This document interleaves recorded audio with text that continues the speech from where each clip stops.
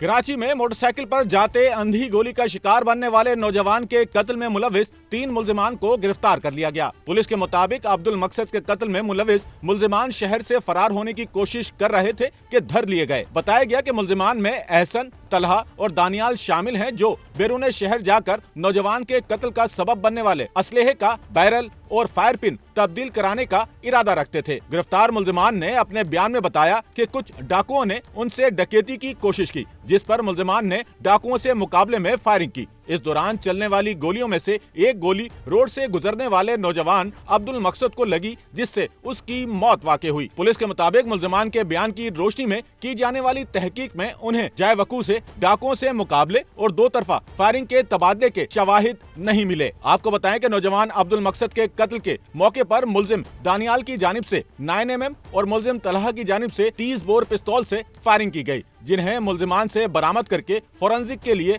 रवाना कर दिया गया है, ताकि अब्दुल मकसद किसकी गोली का शिकार बना सुराग लगाया जा सके। कैमरामैन अमीन के साथ Nauman Rafiq, SNN Karachi. Sachal news network की वीडियोस में खुशामदीद। नाजरीन, वीडियो से मुतालिक अपनी कीमती राय का इजहार कमेंट बॉक्स में ज़रूर करें और चैनल को सब्सक्राइब करें।